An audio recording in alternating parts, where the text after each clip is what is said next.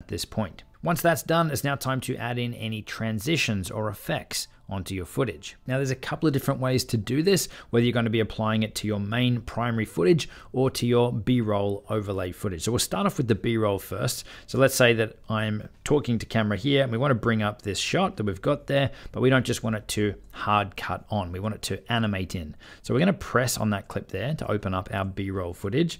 And then we're going to make sure that that clip is selected by tapping on it. Then down the bottom, we can see the animation button. So if you press on that, again, we can choose an in animation and an out animation. So let's say that we want it to animate in onto screen. We're going to press in, and then we've got, again, a lot of presets and templates in here of transitions and effects that we can use. So there's simple ones like a fade, where if we play that through again, it's going to fade that clip on screen, and we can adjust how long that fade is going to go over. You can see that blue line there filling out. That's the length of the transition. So 1.3 seconds, it's a slow fade in, or we could use fancier titles like a spin in or a mini zoom. So there's lots in here to choose from. One that doesn't look too bad is this zoom 2 at the end. It's kind of like a zoom in.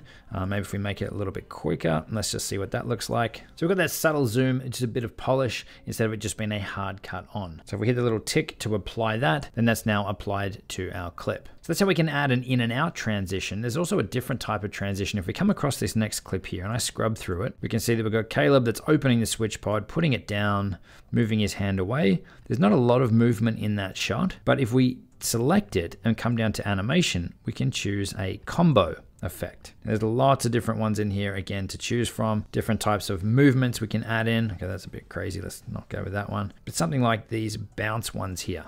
So you can see we've now got extra camera movement in there where it's kind of rotated on the way in. So if we play through this a bit slower so you can see it, it's rotated as the transition into this clip and it's added some extra movement onto it. So it's pretty cool. Again, these things you just tap to apply them to your clip to add a next level of polish or movement to your videos. So I'm going to hit the tick to apply that one. Now to add transitions and effects to our primary video layer here, you can see we've got two clips here. So we want to add an effect between them. We can just hit the little white marker between them, and that's going to let us apply a transition in there. And again, there's lots of different ones that you can choose from. A lot of these could potentially cheapen the quality of the video that you're producing. So don't go overboard with these. Things like a white flash or a dip to black, a black fade, are normally ones that I would be looking for. Just something subtle enough to break up your shots. But I would only be using these where the shots are different. In our case here, where it's a shot of me talking, followed by another shot of me talking, I wouldn't apply a transition between the two. Instead, what I would do is zoom in on one of the shots so that they looked a little bit different. So if I just select the second shot here, and then up in the top, I can pinch to zoom to make it bigger.